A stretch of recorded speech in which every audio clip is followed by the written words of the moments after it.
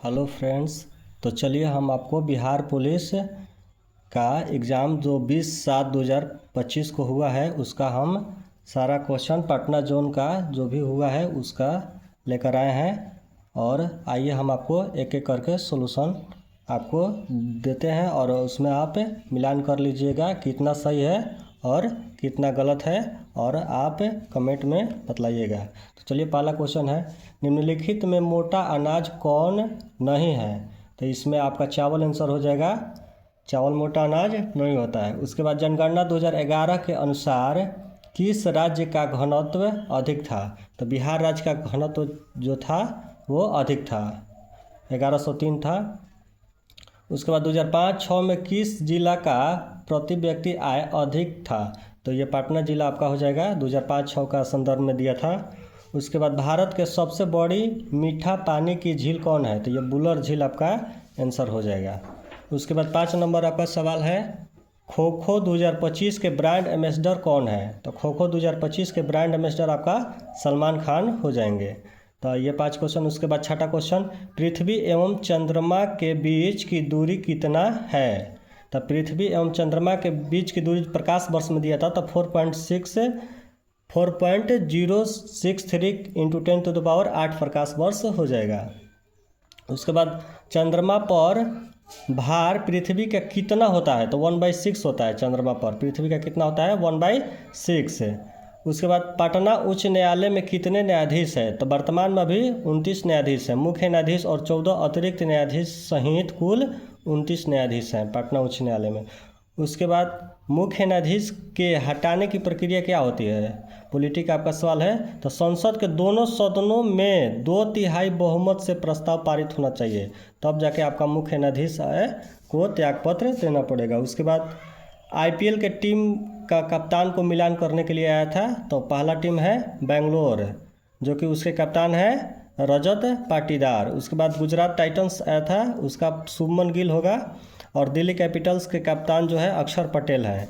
उसके बाद पंजाब किंग्स, जो कि श्रेयस अय्यर बहुत अच्छे परफॉर्मेंस आपके आईपीएल में दिखाए हैं, वे पंजाब किंग्स के कप्तान थे। उसके बाद अगला क्वेश्चन है, माई बियॉन्ड लाइफ के लेखक कौन है? तो माई बियॉन्ड लाइफ के लेखक है एमी एडवर्ड्स, जो कि पुस्तक था उसका लेखक पूछा था। उसके बाद अगला क्वेश्चन है 12 नंबर, ट्रेन टू पाकिस्तान के लेखक कौन है? तो खुशवंत सिंह है। ट्रेन टू पाकिस्तान के लेखक कौन है? खुशवंत सिंह। उसके बाद अगला क्वेश्चन है 13 नंबर, 8वां हिंद महासागर सम्मेलन कहाँ आयोजित किया गया? तो ये मस्कट ओमान में आयोजित किया गया था 8वां हिंद महासागर सम्मेलन। उसके बाद 14 नंबर है, धारावाही परिनालिका के अंदर चुंबकीय क्षेत्र होता है, तो एक समान और परिनालिका के अक्ष के समानांतर होता है। धारावाही परिनालिका के अंदर चुंबकीय क्षेत्र कैसा होता है? एक समान होता है और परिनालिका के अक्ष के समानांतर होता है। उसके बाद अगला क्वेश्चन है, भारत का पहला D2 सैटेलाइट किसने लॉन्च किया? तो यह इसरो ने लॉन्च किया है। D2 सैटेलाइट भारत का था। उसके बाद 16 नंबर है, मथौली जल विद्युत परियोजना बिहार के किस जिला में है? तो यह जिला पूछा था बिहार का, यह पश्चिमी चंपारण में है। मथौली जल विद्युत कहाँ है? पश्चिमी चंपारण में। यह आने वाले शिफ्ट में भी टकरा सकता है, तो इसलिए इसको आप अच्छी तरह से ध्यान देकर याद कर लीजिएगा। मार्च ऑफ ग्लोरी किस ट्रॉफी से संबंधित है? यह हॉकी से संबंधित है। मार्च ऑफ ग्लोरी किससे संबंधित है? हॉकी से। उसके बाद 18 नंबर क्वेश्चन है, अशोक का कौन सा शिलालेख बिहार में स्थित नहीं है पूछा था? तो वह धौली शिलालेख होगा। ऐसे लौरीगढ़ ये सब था, तो वह मतलब चंपारण में है, तो ये वो सब बिहार में ही है स्थित, लेकिन धौली शिलालेख बिहार में नहीं है। उसके बाद बीएसएफ भारत के कौन कौन पड़ोसी देश के साथ सीमा बनाता है? तो बीएसएफ का जो बॉर्डर है किन पड़ोसी देशों के साथ सीमा साझा करता है उसके संदर्भ में दिया था। तो यह पाकिस्तान और बांग्लादेश का सीमा साझा करता है बीएसएफ। ऐसे अभी म्यांमार में भी कुछ बीएसएफ की तैनाती हुई है, लेकिन एग्जैक्ट आंसर इसका पाकिस्तान और बांग्लादेश ही होगा। उसके बाद 20 नंबर क्वेश्चन है, लाइसोजाइम किस में पाया जाता है? तो इसको देख लीजिएगा, ऑप्शन इसका नहीं मिल पा रहा है क्या ऑप्शन में था, लाइसोजाम क्वेश्चन था शायद। उसके बाद 21 नंबर, कौन सी फसल ड्राई कृषि के तहत उगाई नहीं जाती है? तो यह गन्ना है, जो ड्राई कृषि सूखी कृषि के अंतर्गत नहीं उगाई जाती है, गन्ना। उसके बाद 22 नंबर क्वेश्चन है बिहार में चंपारण सत्याग्रह के समय कौन प्रथा लागू हुआ था? तो 3 कठिया प्रथा जो था चंपारण सत्याग्रह के बेजी लागू हुआ था, यानी 20 कट्ठा में आपको 3 कट्ठा आपको नील की खेती होती थी, उससे संबंधित है 3 कठिया व्यवस्था। उसके बाद 23 नंबर क्वेश्चन है मौसम में परिवर्तन से कौन सी बेरोजगारी उत्पन्न होती है? तो यह मौसमी बेरोजगारी उत्पन्न होती है, मौसम का जो परिवर्तन होता है तो उसमें मौसमी बेरोजगारी उत्पन्न होती है। उसके बाद अगला क्वेश्चन है कवि का स्त्रीलिंग रूप पूछा था, कवि का स्त्रीलिंग रूप, तो कवि का कवियत्री होगा। उसके बाद गुण संधि के उदाहरण पूछा था, तो गुण संधि का आपका उदाहरण है धनु उपदेश, धनु उपदेश जो आपका आंसर होगा गुण संधि का जो होगा। उसके बाद अगला क्वेश्चन है 26 नंबर, इनमें कौन भविष्यत काल का एग्जाम्पल है? तो मैं पढ़ूंगा भविष्यत काल है।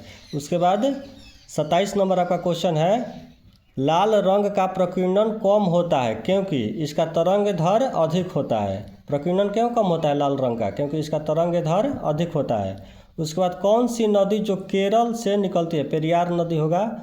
उसके बाद नवंबर 2024 में CAG कौन थे? तो यह संजय मूर्ति, जो कि नवंबर में ही इनका हुआ था नियुक्ति। उसके बाद संजय मूर्ति क्या बने 1 नवंबर को। उसके बाद नारी शक्ति योजना किस वर्ष घोषित किया गया? तो इसको आप देख लीजिएगा, इसका भी ऑप्शन एग्जैक्ट नहीं मिल पा रहा था। नारी शक्ति योजना जो कि आया था पटना जोन में, यह किस वर्ष घोषित किया गया था? उसके बाद हरित न्यायाधिकरण की स्थापना कब किया गया था? तो हरित न्यायाधिकरण की स्थापना आपको 8 अक्टूबर 2010 को हुआ था। हरित न्यायाधिकरण की स्थापना आपको 8 अक्टूबर 2010 को हुआ था। उसके बाद आपका मैथ था 10, 6, ... 16वीं पदों का योग पूछ रहा था, तो ये आपका -320 होगा, आप बना लीजिएगा। ए बराबर आपका 10 हो जाएगा, उसी तरह आपका डी बराबर 4 हो जाएगा, तो 16वीं n बराबर 16 हुआ था, तो आपको SN बराबर निकालना था। तो SN बराबर होता है n/2 × 2a + n-1 × d, इस पर रखिएगा तो आपको -320 हो जाएगा। उसके बाद कोई धन 1000 पर 10% वार्षिक दर से 3 वर्षों में हो जाएगा, तो आपको ये मैथ था। तो कुल 33 प्रश्न का यहाँ पर सोल्यूशन हुआ। आगे नेक्स्ट पार्ट में आपको हम पूरा 100 क्वेश्चन करा देंगे।